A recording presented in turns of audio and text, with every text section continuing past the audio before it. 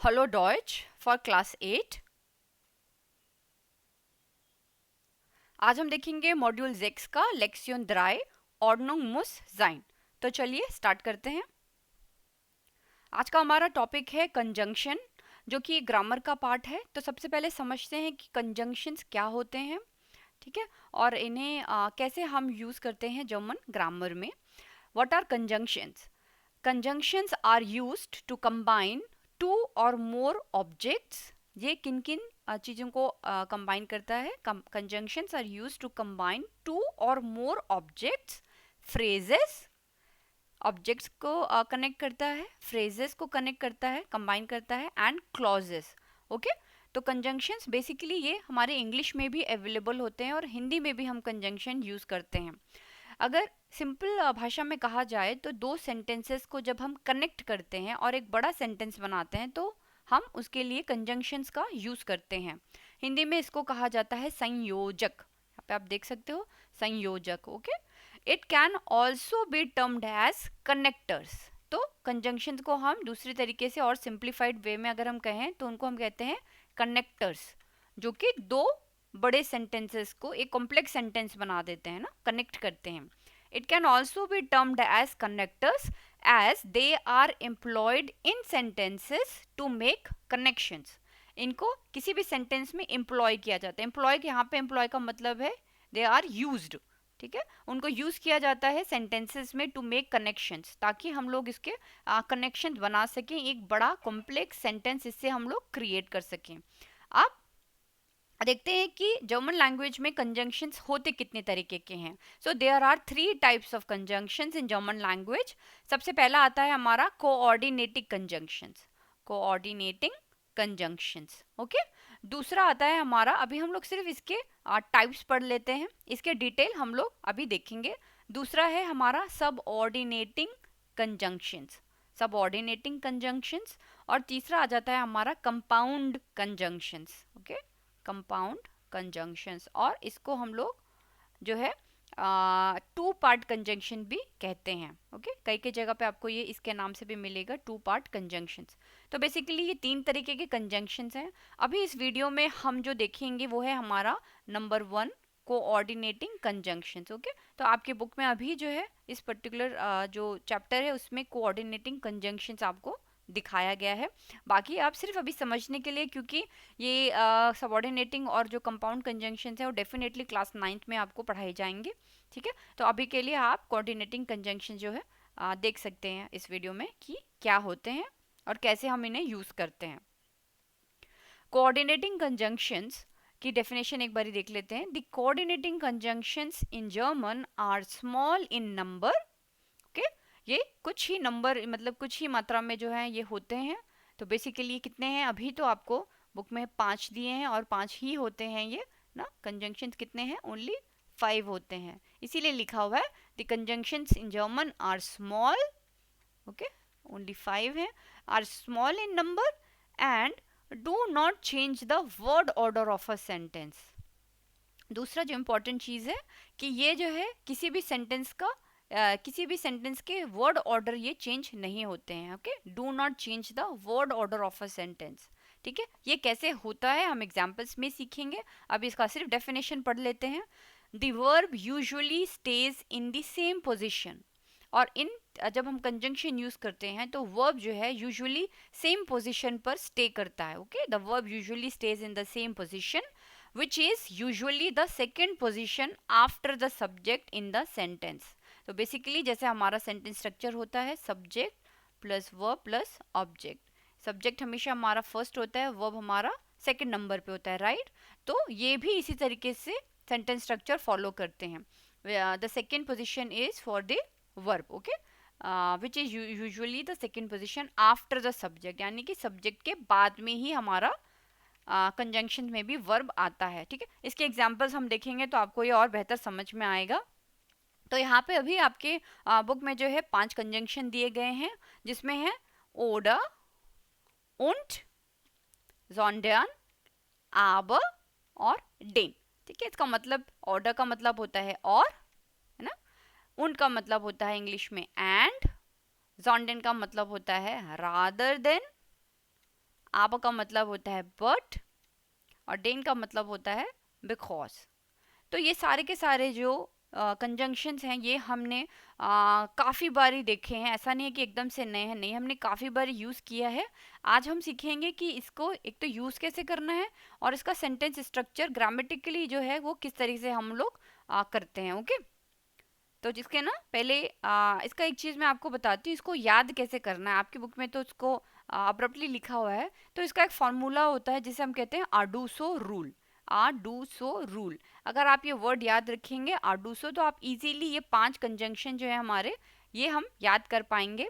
तो सबसे पहले बेसिकली ये स्टार्टिंग का जो इसका फर्स्ट वर्ड है उसी से बने हैं। यहाँ पे आप देखो, आबर से आ गया ए, है ना, डेन का आ गया डी, उंट का आ गया यू, जॉन्डेन का एस, और ओडा से ओ। तो ये बन जाते हैं हमारे आ डी यू एस ओ, आडूसो। ठीक है, तो आडूसो आपको हमेशा याद रखना है, तो आपको ये 5 जो कंजंक्शन है हमेशा याद रहेंगी। इसका मतलब हम लोग इंग्लिश में देख चुके हैं। हिंदी में क्या होता है, आबा मतलब होता है बट, लेकिन, किंतु या परंतु। डेन मतलब बिकॉज, क्योंकि या इसलिए। एंड का मतलब होता है और। ओके, जॉन्डेन का मतलब होता है रादर देन। जॉन्डेन भी हमने पहले अपनी आई थिंक तो क्लास 7th में देखा हुआ है ना, देखा हमने इसको कैसे यूज करना है, मतलब बल्कि। ओडा का मतलब और या अथवा। ठीक है, तो ये इसके इंग्लिश और हिंदी के मीनिंग है। रूल आपने समझ लिया है, आडूसो इसको कैसे याद करना है, इसी फॉर्मेट में आप हमेशा याद रखेंगे तो पांचों के पांचों इजीली आपको याद रहेंगे। अब देखते हैं कि इसकी पोजीशन, इसको यूज कैसे करते हैं और इसकी पोजीशंस कैसे कैसे सेट होती हैं। ओके, तो ये बहुत आसान है। अगर इसका हम पहले एग्जाम्पल देखें यहाँ से, अगर हम फर्स्ट देखें, आब es ist nicht groß, या es ist nicht groß, aber es ist hell। ये बड़ा नहीं है, aber es ist hell, es ist। अब यहाँ पे अगर मैं एक एग्जांपल लूँ, जैसे कि दास सिमर, लेट सपोज ये दास सिमर की बात कर रहे हैं, इसको हम लोग, इसका प्रोनाउन हम लोग एस यूज़ करते हैं क्योंकि ये एक न्यूट्रल जेंडर है, और यहाँ पे इन्होंने जो है एस ही लिखा हुआ है। जैसे कि दास सिमर इज निश ग्रोस, aber दास सिमर इज हेल, है ना। इस तरीके से अगर हम लोग यूज़ करें तो उसका ज़्यादा मतलब समझ में आएगा। यहाँ पे इन्होंने सिर्फ एस लिखा हुआ है क्योंकि एक एक्सरसाइज से उठाया हुआ है। ओके, तो यहाँ पे अगर आप एक रूम को कंसिडर करो तो आपको इसको समझ ज़्यादा अच्छे से आएगा। द जिमर इज निश ग्रोस, ओके, ये जो रूम है बहुत बड़ा नहीं है, आबर लेकिन, या आबर लेकिन एस इज हेल, मगर ये जो रूम है बहुत ही ज़्यादा कैसा है, हेल, हेल सिंबल, हेल सिमर जिसे कहते हैं, यानी कि इस कमरे में बहुत ज़्यादा उजाला रहता है। हेल और उसका अपोजिट होता है डुंकल, है ना, याद है आपको ना, हेल और डुंकल हमने पढ़ा हुआ है। हेल जिमर या डुंकलस जिमर, जो ऐसा रूम जिसमें बहुत ज़्यादा उजाला आता हो, प्रकाश आता हो, उसको कहते हैं हम हेल सिमर। ओके, तो हेल सिमर, तो यहाँ पे वो कह रहा है कि हालांकि या एस इज निश ग्रोस, जो हमारा रूम है बहुत बड़ा नहीं है, लेकिन एस इज हेल, मगर ये जो है बहुत ही ज़्यादा उजला उजला सा है और यहाँ पे बहुत ज़्यादा उजाला है। तो यहाँ पे हमने आबा का यूज़ देखा, किस तरीके से हमने यहाँ पे आबा यूज़ किया है। अब इसकी पोजीशनिंग समझते हैं। जो कंजंक्शंस होते हैं उसका हमेशा ध्यान रखना आप कि इसका पोजीशन हमेशा क्या रहता है, नुल। यहाँ पे मैंने लिख भी दिया है, ये हमेशा इसकी पोजीशन रहेगी पोजीशन 0। ठीक है, पोजीशन 0 या नुल पोजीशन पे रहेगा। उसके बाद हमने यहाँ पे लिखा था, इसकी डेफिनेशन अगर आपने देखी तो, which is usually the second position after the subject in the sentence. इसका मतलब था कि जो हमारा सब्जेक्ट होता है सेंटेंस का, कंजंक्शन के बाद सब्जेक्ट है हमारा यहाँ पे एस, इससे हमारा यहाँ पे वर्ब। तो एस जो है हमारा वो 1 नंबर की पोजीशन पे रहेगा और वर्ब हमेशा हमारा 2nd नंबर की पोजीशन पे आएगा जब हम कंजंक्शन यूज करेंगे। ओके, तो यहाँ पे आपको 3 चीजें समझनी है। जो हमारी कंजंक्शन है वो नुल पोजीशन पे रहेंगी, यानी कि 0 पोजीशन पे। उसके बाद आएगा, इमीडिएटली फॉलो करेगा सब्जेक्ट, और उसके बाद हमारा आ जाएगा वर्ब। ओके, इसी तरीके से हम क्वेश्चन एक सेंटेंस बनाते हैं, सबसे छोटा sentence, subject plus verb plus object, right. तो यहाँ पर भी सब्जेक्ट और वर्ब हमारा मौजूद है इस सेंटेंस में। ओके, तो इसकी जो सीक्वेंस रहेगी वो रहेगी नुल, फिर 1 + 2। ओके, इस तरीके से इसका सेंटेंस स्ट्रक्चर बनेगा।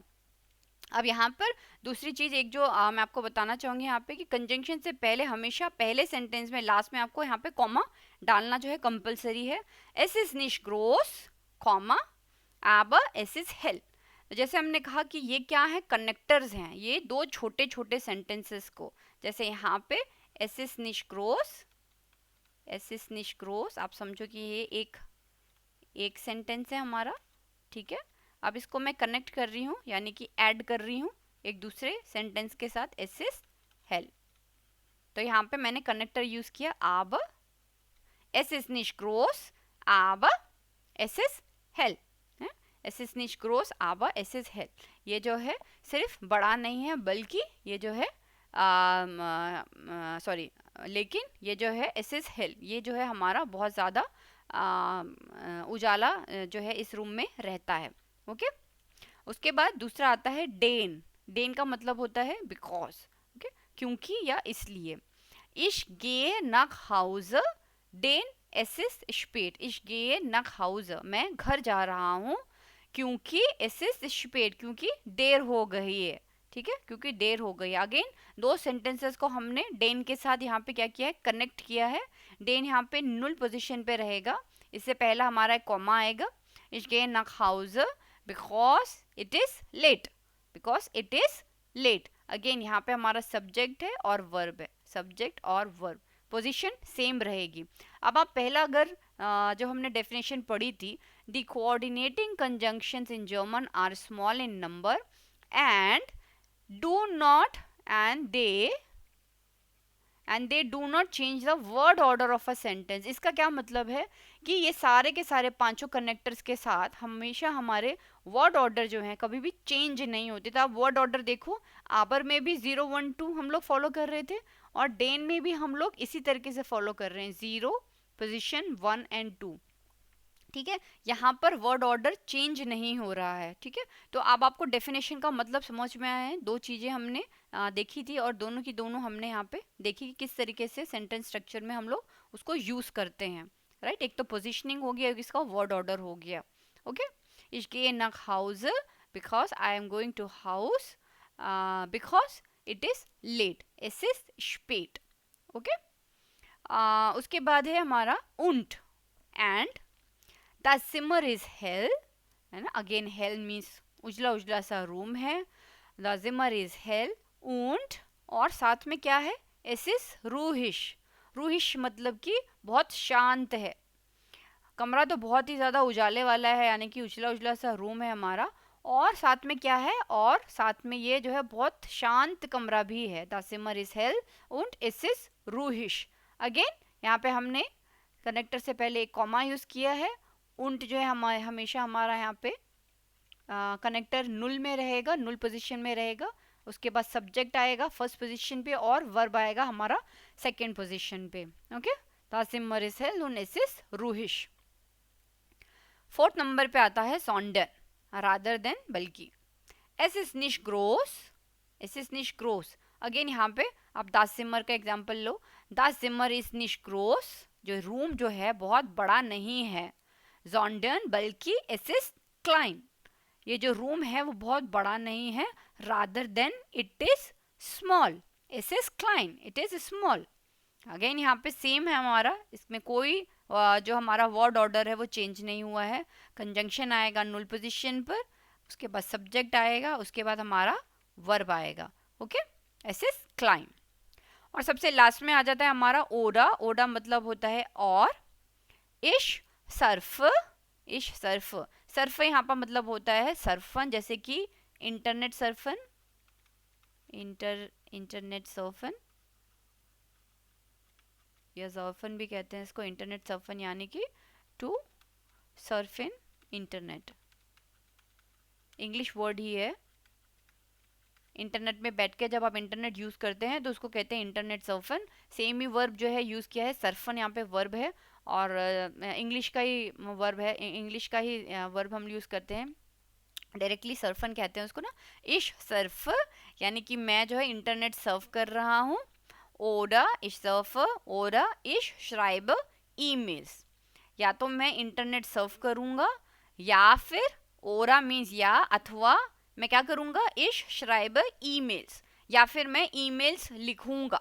ओके, इश दफ ओरा इश श्राइब ईमेल्स. ओके, इश के साथ ही बन रहा है, इसीलिए एंड में क्या है, इश दफ दू सर्फ्ट एजी सर्फ्ट, इस तरीके से कॉन्जुगेशन है. ऐसे इश श्राइब दू श्राइब्स, राइट. तो इश श्राइब, अगेन यहाँ पे इश हो गया हमारा सब्जेक्ट फर्स्ट पोजीशन पे, श्राइबन हमारा वर्ब है, और ये हो गया हमारा सेकंड पोजीशन पे V2. ओरा हमारा कंजंक्शन है, अगेन नुल पोजीशन पे रहेगा, जीरो पोजीशन पे रहेगा, और इससे पहले जो है हम कॉमा लगाएंगे. वर्ड ऑर्डर एकदम सेम रहेगा. तो इन पांचों में सबसे खास बात यही है कि हमारा कंजंक्शन हमेशा नुल पोजीशन पे रहता है. आप इसको हमेशा याद रखना. ओके, बहुत आसान एक्सरसाइज है. और आडूसू जो है, आडूसू रूल, वो आप याद रखोगे तो ये इजीली आप कभी भी याद करोगे, और हमेशा इसको आपको ये जो कॉन्सेप्ट है क्लियर रहेगा. ओके.